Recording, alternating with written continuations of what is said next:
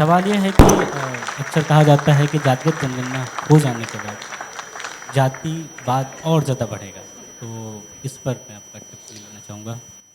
बहुत शुक्रिया जगन्नाथ जी, और वैखरी के सभी आयोजकों का बहुत शुक्रिया और उन्हें बधाई कि जिस दौर में पूरे देश को कुछ पूंजीपतियों के हाथों में बेचा जा रहा हो और सब कुछ पूंजी से संचालित किया जा रहा है, वैसे वक्त में जब साहित्यिक आयोजन और इस तरह की गतिविधियां भी बड़े बड़े पूंजीपति ही आयोजित करते हैं। अडानी जी ने जब एनडीटीवी को ख़रीदा तो उसके बाद प्रेस की आज़ादी पर ही उनका पहला इंटरव्यू हुआ था।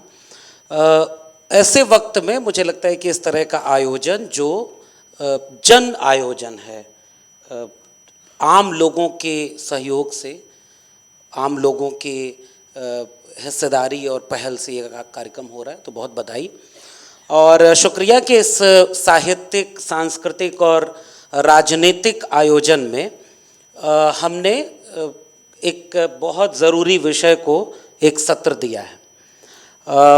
साहित्य की दुनिया में जाति क्या है या समाज में जाति क्या है, असल में हम लोग एक ऐसे डॉक्टर के सामने बैठे हैं जिसके सामने मरीज ये कहता है कि मैं बीमार नहीं हूँ, तो इस बीमारी का इलाज संभव नहीं है। सबसे पहली बात यह है कि जाति एक बीमारी के मानंद आइडिया ऑफ इंडिया के सामने एक चैलेंज है। इस बात को ही आज़ादी का अमृत महोत्सव मनाने वाला मुल्क अभी तक कबूल नहीं कर सका है। और जो बात रतनलाल जी ने कही, मैं उसमें जोड़ता हूं एक बात कि जाति पर बात करने की जिम्मेदारी इस देश के एससी, एसटी, ओबीसी या पसमानदा मात्र की ही नहीं है। यह अच्छी बात है कि इस आयोजन में एक सत्र इस पर रखा गया है। तो इस मंच से जो बात कही जाएगी वो ये कही जाएगी कि जाति इस तरह से आइडिया ऑफ इंडिया के सामने चैलेंज है।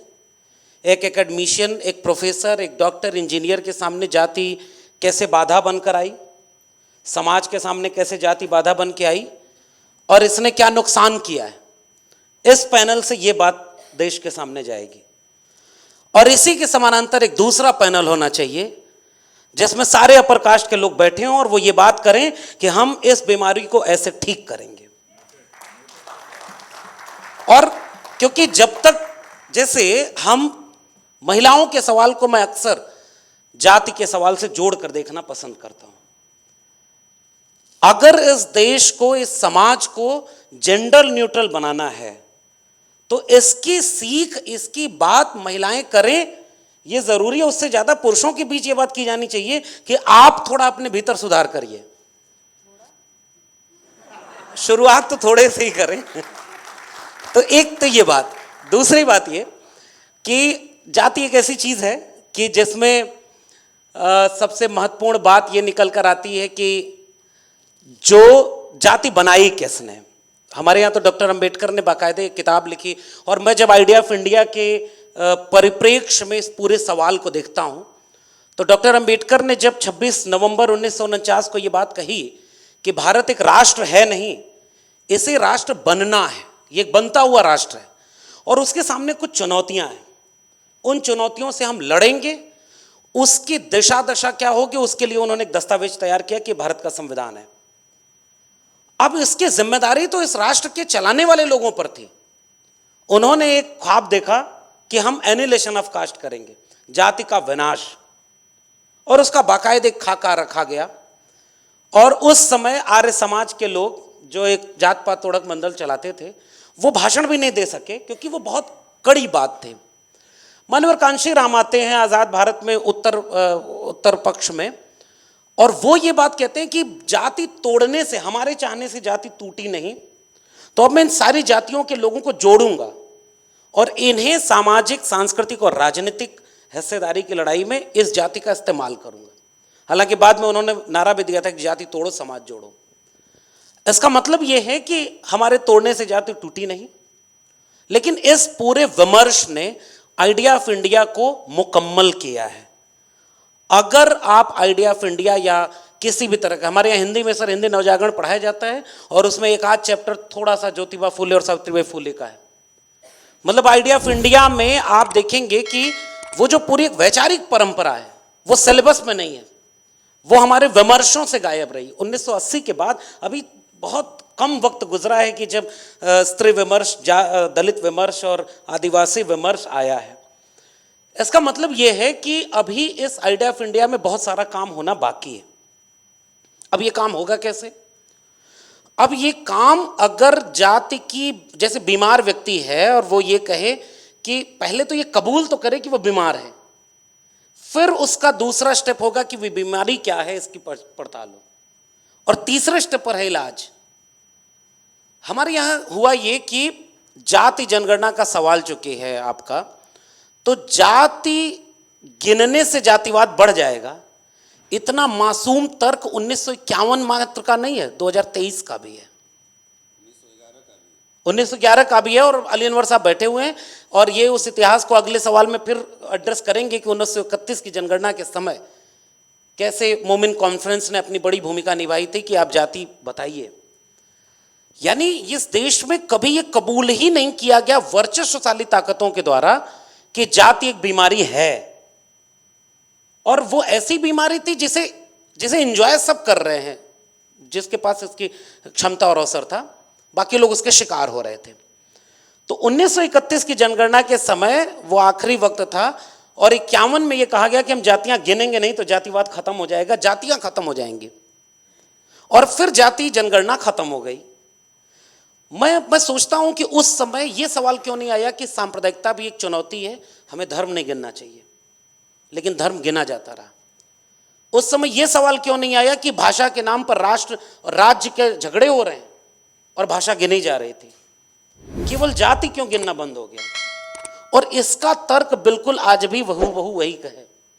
कुछ लोग कहते हैं कि भाई जातियां अगर गिनेंगे तो जातिवाद बढ़ जाएगा, जातियां नहीं गिने हैं तो कौन सा जातिवाद कम हो गया? अनगिनत किससे? और मैं इस आयोजन और आयोजकों को इसलिए भी बधाई दे रहा हूं क्योंकि इस देश के बड़े विमर्श में जाति कब आती है? जब जाति के नाम पर दमन या अत्याचार होता है। रोहित वेमुला की सांस्थानिक हत्या होती है, उसके बाद इस देश में बहस होती है कि एकेडमिया कैसे कास्टिस्ट है। अगर एट्रोसिटी हुई तो हाथरस के केस के बाद बहस हुई, आज वो बहस कहां है? मतलब यह कि दमन का विमर्श तो है, हिस्सेदारी वाला विमर्श कहां गया? कि जितने लोग हैं उनको उतनी हिस्सेदारी मिलनी चाहिए थी, इस विमर्श तक जाति को क्यों नहीं लेके आया गया? मैं दिल्ली विश्वविद्यालय में हूं तो मैंने एक आरटीआई लगाई और 2019 तक इस देश में, और ये बात मैं तब कह रहा हूं जब इस देश का प्रधानमंत्री पद का दावेदार खुद को ओबीसी बताता है, और उस समय 2013 में, उसके पहले मुख्यमंत्री थे तो उन्होंने कभी अपनी जाति नहीं बताई। उसके बाद जाति बताई, राष्ट्रपति की जाति प्रेस कॉन्फ्रेंस करके बताई गई, हनुमान जी तक की जाति बताई गई, और ये उन लोगों द्वारा किया गया जो योगी बनने के बाद कहते हैं कि हमारी तो जाति नहीं होती है। तो ये काम हुआ उस समय, और 2019 तक इस देश के केंद्रीय विश्वविद्यालयों में एक भी ओबीसी प्रधानमंत्री तो खैर क्या ही होगा, प्रोफेसर नहीं है। और आज के डेट में 97% प्रोफेसर की पोस्ट वैकेंट है, और अब नई शिक्षा नीति ने पूरी शिक्षा को बेच दिया है। जैसे आप हिस्सेदारी मांगने आएंगी वो सवाल खत्म कर दिया जाएगा। जाति जनगणना का सवाल इस राष्ट्र के निर्माण का सवाल है। जब तक आप पहचानेंगे नहीं कि किसकी हिस्सेदारी नहीं मिली, तब तक आप कास्ट सेंसस की बात क्यों नहीं करेंगे? और जाति जनगणना का अर्थ केवल यह है कि आप सब कुछ गिनते हैं, कितने लोग शिक्षित हुए, कितने लोग शिक्षित नहीं हुए, जमीन का मालिकाना हक किसके पास है, किन जातियों के पास नहीं है। और ऑक्सफैम की रिपोर्ट करती है कि 1% लोगों के पास इस समय इस देश का 40.5% संपत्ति का कब्जा है। हम जानना चाहते हैं कि वो 1% लोग कौन है, और इसके लिए जाति जनगणना जरूरी है। ऑक्सफैम की रिपोर्ट कहती है कि 50% लोग 3% संपत्ति पर गुजारा कर रहे हैं, और अगर उसको एक्सटेंड कर दीजिए तो 90% लोग 5 से 10% जो वेल्थ है उस पर गुजारा कर रहे हैं। हम ये जानना चाहते हैं कि वो 90% लोग किस तबके के हैं। कहीं वही तो नहीं है जो हजारों साल से धन, संपत्ति और हिस्सेदारी से वंचित थे? और अगर वो 90% लोग उससे वंचित हैं तो फिर आप कितने भी हर हाथ तिरंगा और हर हाथ झंडा कर लीजिए, हर घर तिरंगा कर लीजिए, आजादी का अमृत महोत्सव मनाने में लाखों करोड़ रुपए खर्च करिए, आप असल में एक पूरा मुल्क ही नहीं बन पाए। और अगर आपको एक मुकम्मल मुल्क बनना है तो आपको अपनी बीमारी को चिन्हित करना होगा, उसे पहचानना होगा, और तब जाकर के। और आखिरी बात यह है, आप फेलोशिप देते हैं तो आप जातियां पूछते हैं, आप सरकारी ऑफिस में हैं तो जाति पूछते हैं, आपका सर्टिफिकेट बनती है। ये अलग बात है, अब सर्टिफिकेट गलत भी हो जाती है। आजकल तो कुछ राज्यपाल बने हुए लोग कहते हैं कि गांधी जी के पास तो डिग्री ही नहीं थी बैरिस्टर की, अब ये प्रधानमंत्री की डिग्री आज तक वैलिड नहीं है, संदर्भों से काट के। मेरा कहना यह है कि मैं गांधी को क्यों इस मंच पर याद कर रहा हूं, अंबेडकर को हम बार बार याद करते हैं। गांधी और अंबेडकर का जो संवाद हुआ है, उस संवाद में गांधी कई भरोसा दिलाते हैं अंबेडकर को कि हम ठीक करेंगे इस देश में, इस देश के जो सामाजिक ढांचा है उसको ठीक करेंगे, और सवर्णों को इसकी जिम्मेदारी देंगे कि सवर्ण अपने भीतर सुधार करें। और 1940 के बाद नवजीवन में गांधी बाकायदे लिखते हैं कि जो जिम्मेदारी सवर्णों को निभानी थी वो उन्होंने नहीं निभाई।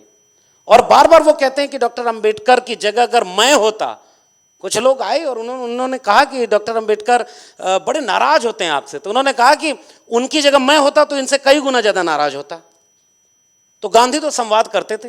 हालांकि मैं इस मंच से यह भी कह दूं कि गांधी के मरने पर अंबेडकर इस तरह से अमानवीय ढंग से नाराज भी नहीं हुए थे।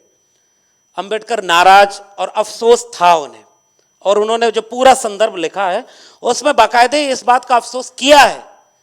वो गांधी से बहुत असहमत होते थे, वो कहते थे कि मतलब हमने बहुत करीब से इन्हें देखा है, लेकिन कभी वो वाला माहौल नहीं था, गोली मारने वाले लोगों के साथ कभी अंबेडकर खड़े नहीं हुए।